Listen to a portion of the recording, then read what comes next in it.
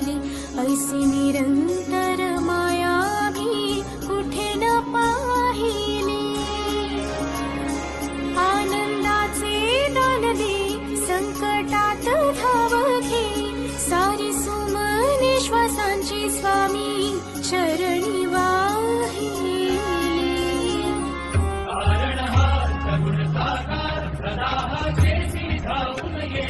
अपरंपार